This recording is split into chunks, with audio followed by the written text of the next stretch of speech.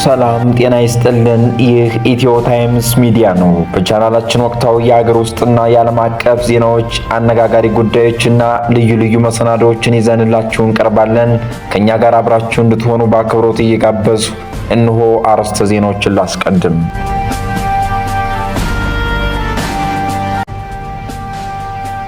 በሳውዲ አረቢያ አስቸጋሪ በሆኑ የእስር ቤት ክፍሎች ውስጥ ተስፋ ቆርጠው ለነበሩ ለሚቆጠሩ ኢትዮጵያውያን ዛሬ አንድ አስደናቂ ተአምር ተከስቷል። ለወራት ምናልባትም ለዓመታት የቤተሰቦቻቸውን ድምፅ ለመስማትና የሀገራቸውን አየር ለመተንፈስ ሲናፍቁ የነበሩ እነኚህ ወገኖቻችን ፈጣሪ የጸሎታቸውን መልስ የሰጣቸው ይመስላል። ለመሆኑ በሳውዲና በኢትዮጵያ ዲፕሎማቶች መካከል ይፋ የሆነው አስደሳች መረጃ ምን ይሆን? በዝርዝር ይዘነዋል። መንግስት በትግራይ ክልል በግዳጅ ለስደት እየዳረገ ያለውን የግዳጅ ውትድርና ምልመላና መሰረታዊ የዜጎችና የህፃናትን መብት እንዲሁም ከፍተኛ የሰብአዊ መብት ጥሰቶችን በማስቆም ህገ መንግስታዊ ግዴታውን ሊወጣ ይገባል ሲል የኢትዮጵያ ሰብአዊ መብቶች ጉባኤ ኢሰመጉ አሳሰበ። ይህንን ጉዳይም በዝርዝር እንመለከተዋለን። አብራችሁን ቆዩ።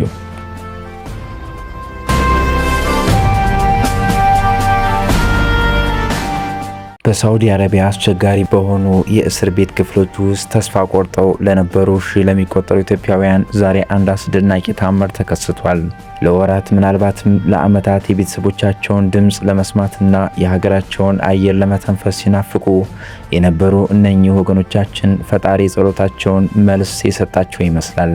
ለመሆኑ በሳውዲና በኢትዮጵያ ዲፕሎማቲክ መካከል መረጃዎች ይፋ ሆነዋል። ዛሬ ሐምሌ 6 ቀን 2018 ዓ.ም የኢትዮጵያ የውጭ ጉዳይ ሚኒስትር መላው ሀገሪቱን ሕዝብ ያስደሰተ አንድ መግለጫ አውጥቷል። በሳውዲ አረቢያ በከባድ የሕግ ሂደትና በአስገዳጅ እርምጃዎች ውስጥ የማቀቁ የነበሩ ቁጥራቸው በትክክል 1971 የሚሆኑ ኢትዮጵያውያን ከሳውዲ ባለስልጣናት ፍጹም ያልተጠበቀ የንጉሳዊ ምህረት አዋጅ ተጠቃሚ መሆን ችለዋል።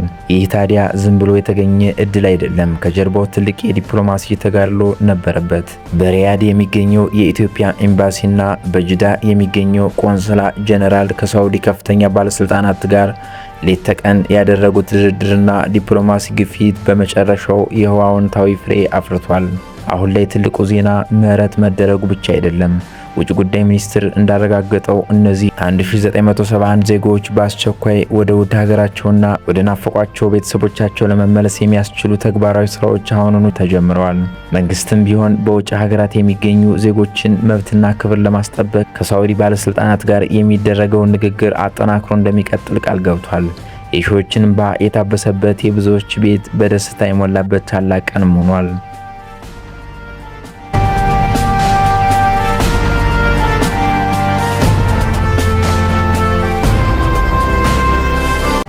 መንግስት በትግራይ ክልል እየተፈጸመ ያለውን የሰብአዊ መብቶች ጥሰት በአስቸኳይ በማስቆም ህገ መንግስታዊ ግዴታውን እንዲወጣ ኢሰመጉ አሳሰበም።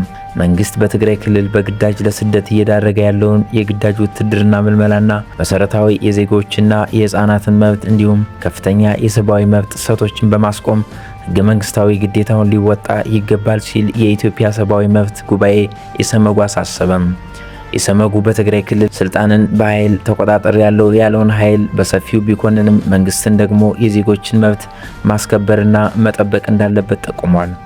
ኢሰመጉ በትናንትናው ዕለት ባወጣው መግለጫ እንዳመለከተው በፌዴራል መንግስቱና በህወሓት መካከል የተደረገውን የፕሪቶሪያ ስምምነት ተከትሎ በአካባቢው አንጻራዊ ሰላምና መረጋጋት ሰፍኖ የነበረ ቢሆንም በቅርቡ ለሰሜኑ ጦርነት መንስኤ የነበረውና እንደገና ወደ ስራ ተመልሻለሁ ያለው የክልሉ ምክር ቤት ያጸደቀውን አዲስ አዋጅ ይህንን ሂደት አደጋ ላይ ጥሎታል ብሏል። አዋጁ የቀድሞ የፕሪቶሪያው ስምምነት ከመደረጉ በፊት የነበረው መዋቅራዊ አደረጃጀት መሰረት በማድረግ ለውትድርና አገልግሎት በግዳጅ የሚመለመልና ይህንን ተግባር የሚቃወም ሰዎችን እስከ ሞት ቅጣት ድረስ የሚያስቀጣ መልኩ የተቀረጸ መሆኑን በመግለጽ መንግስት ዝምታ መምረጥ እንደሌለበት ጠቁመዋል። ይህንን አዋጅ ተከትሎ በክልሉ በተለያየ አካባቢዎች ወጣቶችና የአካባቢው ነዋሪዎች በግዳጅ ወደ ውትድርና ማሰልጠኛዎች እንዲገቡ እየተደረገ መሆኑን የገለጸ ሲሆን ከነዚህም መካከል እድሜያቸው ከ18 ዓመት በታች የሆኑ ህፃናት ሳይቀሩ ለግዳጅ ውትድርና እየተመለመሉ መሆኑን ከተሰበሰቡ መረጃዎች ለማረጋገጥ ችያለሁ ሲል አስታውቋል።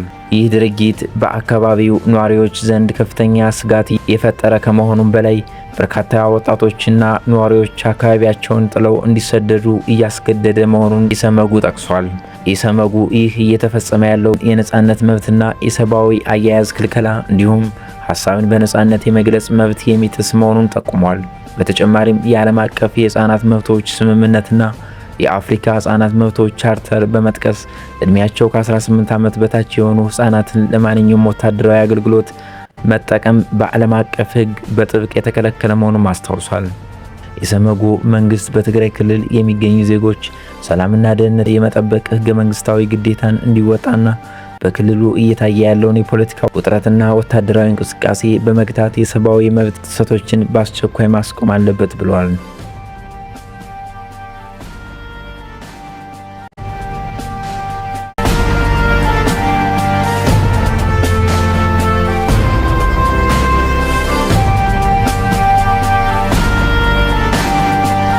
የዛሬው ዝግጅታችን እዚህ ላይ ያበቃል። በየቀኑ የሚለቀቁ አዳዲስ መረጃዎች እንዳያመልጧችሁ ቻናላችን ሳብስክራይብ ማድረጋችሁ እንዳትረሱ። ቪዲዮውን ከወደዳችሁት ላይክ እና ሼር በማድረግ ድጋፋችሁን አሳዩን። ስለነበረን ቆይታ እጅግ በጣም እናመሰግናለን። መልካም ጊዜ